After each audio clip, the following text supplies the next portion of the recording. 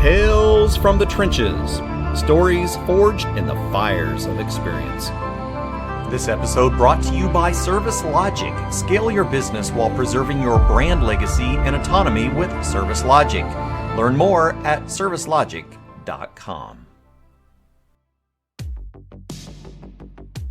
All right, everyone. Thank you for joining us on Did You Know, the ESCO HVAC podcast. We are hanging out with the Greg Crumpton, straight out of Crumpton. How are you, my friend? Man, I am doing so good. I'm proud to be here. This is, I love this event. I love coming to Vegas, and I'm not a gambler, but because I've been a contractor for 4 years. You like it, buddy. That's a good point, too. No, love it. Glad to be here. Appreciate you putting all this together. Absolutely. You know, we've got to meet over the last year or so, got to know each other fairly well. I absolutely adore you and what you do in this industry. And you represent so many things that people don't actually know about our industry.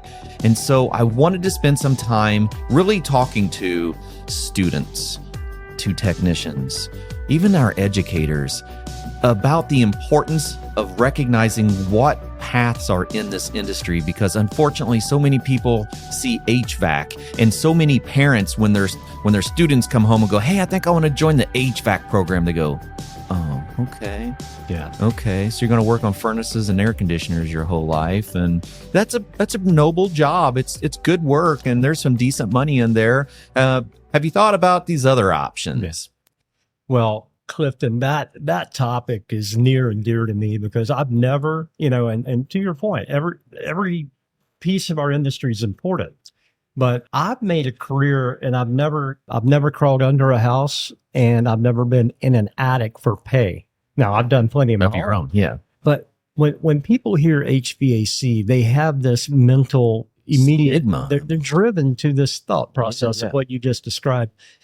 Within the or under the umbrella of HVAC, there's commercial office building, there's retail, there's restaurants, building performance, there's data centers, there's airflow, there's controls. There's such a wide variety of disciplines that you can go into. And, when I was going through the apprenticeship program, we weren't taught, that there were many different routes to go. You just kind of meandered through and found your little niche. But there are a tremendous amount of opportunities outside the residential world. Yes, absolutely. I know even for myself, like when I got into the industry, I had married into a small family business, and I was the little guy. So I was the crawl space and attic guy, but not for very long, because we did commercial refrigeration. So in a very short period of time, I was introduced into commercial refrigeration, and I went, "Oh, I didn't know you guys did this stuff too." And it just went on and on and on. I think about the last 3 weeks. I've been to 3 different trade shows in 2 different countries in 3 different cities. And I have seen my friends, and I've got friends that do residential. I've got friends that do commercial refrigeration, data center only, controls and integration, airflow analysis. And all of these are under, the umbrella, but we all do different things. And I think that what that does is provides individuals who learn differently or think differently or have different creative abilities to kind of figure out which one of those verticals best suits them. Yeah. It's really rewarding. Yeah, absolutely. So let's talk a little bit about your experiences and the path that you have now went. Yep. And all the steps along the way, just so we get a clear idea of what can happen when you enter into this industry and you have the drive and you're hungry. This is my 42nd year of working full time in the industry. And so I'm what, 52 or so years old. That. Yeah. So I started out sweeping in the pipe shop. I worked for a mechanical contractor, and as a pre-apprentice, meaning I had not started to school, I worked in the warehouse and swept the pipe shop a lot, loaded ductwork. Then I started the 4-year apprenticeship journey, and I learned theory and I learned operations, but this is where you kind of talk about the different verticals. as I was going through these educational steps, I started figuring out what I really enjoyed doing. So, excuse me, I went through a lot of different steps, and I learned that I really like working for independent contractors. Right. Because I worked for an OEM. I worked for York back when they were York. I worked for a small mom and pop shop. Did work for a controls company, but I figured out I like to work for an independent mechanical contractor. Yeah. So eventually, working through all these various positions at that contractor, I bought in as an equity owner. Oh, nice. A very, very small fraction, but it gave me the juice to keep really digging. So I went back to school at night, learned accounting because you don't learn that in mechanical school. Absolutely. Worked on things that we now call EQ, like reading people and understanding how to communicate, public speaking, and all the things that go into running a successful business and having a successful career. Then eventually started my own company with my wife in 1999. We ran that company successfully for 15 years, sold it to Service Logic, where I currently reside. And man, we've just had a ball. And but it's such a great industry because, again, throughout the 42 years, I've done, freaking 40 different things. Yeah. All these different stages. Absolutely. Absolutely. Yeah. And we don't think about all those different stages. You don't. And especially the young folks and to your point, the parents who are helping their children make adult decisions before our brains are developed. Because, we keep growing, our brains keep growing until we're 28 or 30. And yet at 18, we're trying to decide what we're going to do for a freaking career. Yeah, for the rest of your life. So I think having more awareness and just education brought around what does that mean? What does HVAC mean other than being an acronym for the 4 words? What are the opportunities? Yeah, no, for sure. It wasn't until later. It's so funny you mentioned that because I was in probably my late 20s before I started realizing that, you know what, I can push myself and I can actually do more. We don't, I don't think, it's kind of like you don't know what you don't know. Yeah. It's like when you start a new job, you get this first day of orientation and they dump all this data on you. You remember a tenth of it. Yeah. But it would be better if we came back in 90 days after you've had some power or time in the field or time on the job to understand what questions to ask. Same way with our early development of our careers. We don't know yet what to ask. So if we can help educate more people that are in the guiding and the decision helping mode, we can maybe strengthen our pool of talent. Yeah, absolutely. And showcase those avenues just a little bit. I can remember I was actually in my late 20s and I was looking at my field and going, there's a variety of different avenues out here. I wonder where else I could go with that. And so I started looking for some of those career paths within our industry. And I realized, okay, so I've got a strong refrigeration service. I have a strong residential, light commercial air conditioning. I have a okay installation. I don't really have electrical, but I would like to move into maybe some more commercial grocery store, but building automations. And so when I started looking around, I had to investigate myself. And then I realized, oh, well, if I want to get into automations, I need to be better in electrical. Right. And so 2 years, I went back to night school, ended up getting a master electrician license. And then the first company that I contacted about getting into building automations that combined, so I was still working on refrigeration, still working on HVAC, but now I was introducing computers and technology into it so that I can monitor buildings. And so I was getting into energy efficiency structures. The very, very first company and contractor that I contacted and told them that, I just acquired my electrical side to add on to my refrigeration and HVAC, immediately it was like, come on, let's go. This is the path. And I'm like, I didn't know what this path was. I had to find it. Yeah. And some of that's good because it keeps you fresh. And you used the word earlier, hungry. And I love that word because, we think of hungry being like on the offensive. You're looking for opportunities. And that's what you do when you're young and fresh and you know you've got more to offer. You're out there with your eyes and ears open, like, I could do this if I just figured out how to. Yeah. And you got in.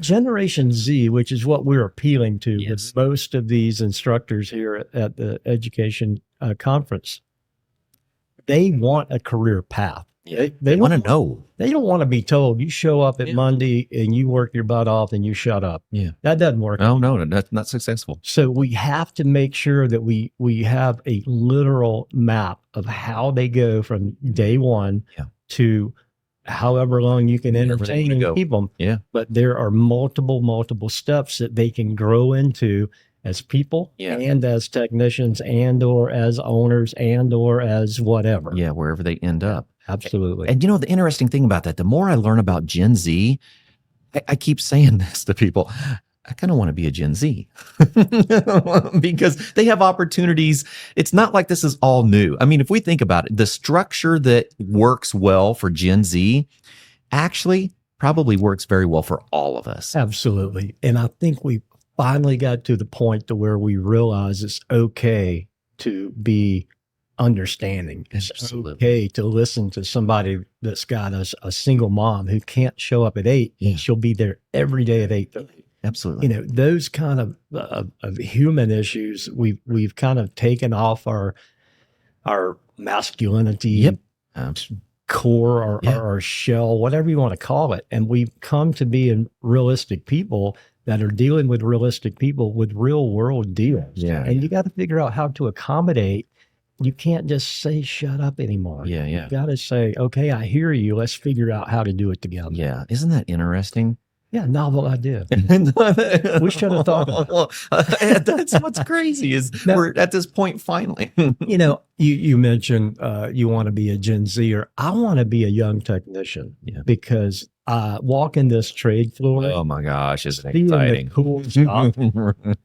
I tell the story all the time. I worked for my dad for a long time when you had to borrow a phone to call the office or you had to go to a payphone. Absolutely. And my dad was notorious. He gave you a list of 10 questions. And if you couldn't answer those 10 questions when you called him, he would hang up on you. Yeah. And so what that did, we weren't smart enough to know, but we would get to the answer before we got to the not need to question. Yeah. And so thank goodness he taught us a little bit of critical thinking with that process. But the tools that we used were so rudimentary compared to what is hanging out here behind us. Yeah, absolutely. And I'm jealous. Oh, it's crazy. I am. Well, talking about that phone, right? I completely get it. I had Nextel, a big part of my time as a career, right? And I had Conduit Tech on my show last week, and we're talking about two young ladies that understand technology and understand struggles in our industry and decided to look at tools that we already have in our arsenal and see what they could do to improve our efficiency. And so they were using the LiDAR detector inside of iPhone Pros and iPad Pros that built a load calculation software that will analyze an entire home in less than 15 minutes using a 3D animated controller and model built off from the LiDAR sensor inside of the phone. Wow. Are you kidding me? I'm still struggling with the fact that I didn't invent the Ziploc cereal bag. Oh my goodness. Think about that. I know. That was a missing piece. Yeah. But no, I love the youth. I love the fact that we have so many smart young people. Every generation's like, this young generation, they're whatever. Right. We were that generation too. One absolutely. for us. Yeah. And I remember, the old salty dogs I worked with, giving me a rash of crap because I had a mullet. Yeah. But hey, mullets are back. They're back again. So, yeah. But I mean, it's just a cycle. But if you cut it all away, our industry is chalked with such good people. Yeah. And people that are more than willing to give back. There are absolutely people in our industry that withhold information. Yeah, absolutely. They're scared. They live in that the old scarcity. style job security. They live in the scarcity mentality. but they're retiring. Yeah. So what we've got is an incoming group of just stellar kids, and I say that affectionately, that want to do well. They want to grow. They want to learn. Make a difference. They want to be able to ask questions. And you know, all these folks here that are learning how to go teach. If you're going to teach, you better know your stuff, especially with Google. Yeah. Because you will get smoked in a before you get out of the classroom. So I love the fact that we continue to sharpen skills of our instructors every year by coming here, offering new stuff, refreshing older ideas. And you know, I was in a class this morning with Ty, teaching the invisible. And you know, it's about non-tactile things. It's that human connection. It's that creativity. It's that taking care of each other. And those are my words, not his, but that was the theme. And I just love the fact we're there, you know, finally. I do too. I feel like we're at a new place in our industry. Yes, we have technology transitions. Yes, we have refrigerant transitions. Yes, the digital technology is escalating at a pace that we can't really comprehend. But at the same time, we have never had the presence of people with the open-mindedness and the willingness to reevaluate themselves and to do whatever it takes to advance forward. And it's beautiful. You know, I was talking with Jeff Bledsoe this morning from Daikin and about training and what people want and what people need. And a lot of those things are in parallel. We just don't know it yet because we don't take time to talk to our technicians and say, what do you need? Yeah. We think we know what they need all the time because we're so smart. But having that two-way conversation, what are you interested in? What do you excel at when you're on the job? What feels good? Yeah. And let's go that direction, because if you don't like to work on big package units, cool. Yeah, no big deal. We got plenty of people. There's lots of other stuff. Absolutely. So I think having those kind of conversations, understanding the breadth of opportunity. You know, I preach on LinkedIn a lot about opportunities for kids.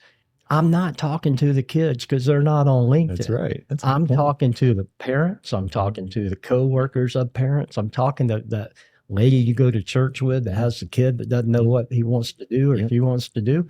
And that's who my target is. I mean, I love a kid. I'll walk up, put my arm around them. In fact, Saturday, I've got lunch with a young man who is a senior in high school, interested in going to trade school in HVAC. So I'm having lunch with him. But I don't talk to him on LinkedIn. I talk to his dad, who I'm connected with on LinkedIn. People who influence him. Absolutely. Yeah. And, you know, there's a plethora of people talking to the youth. Yeah. And I do what I can. But I know what my target is, and I've had success with that. It's just a longer play. I love that. All right, man, so much going on. So great. We could talk for 4 hours. We should do this more. Got on a time limit. We talk about your attire.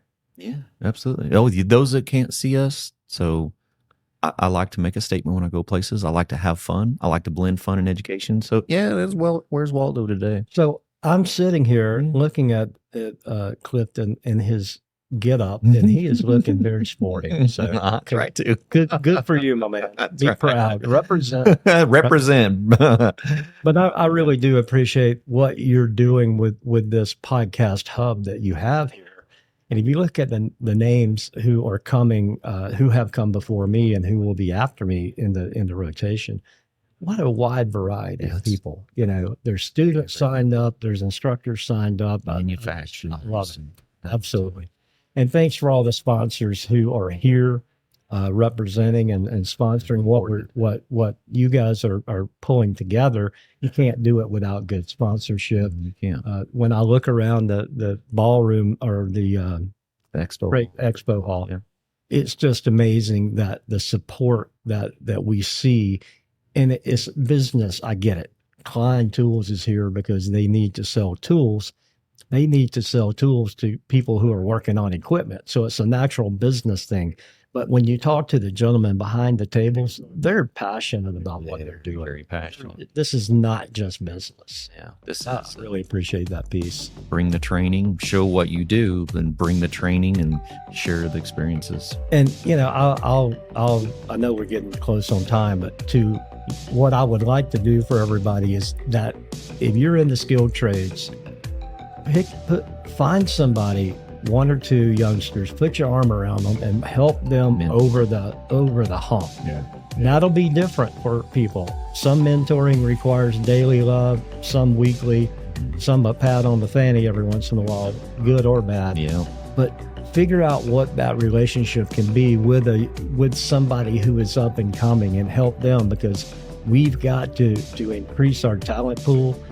We've got to increase the awareness that there's great opportunities. So encourage you to talk it up and just grab somebody and hug them. That's right.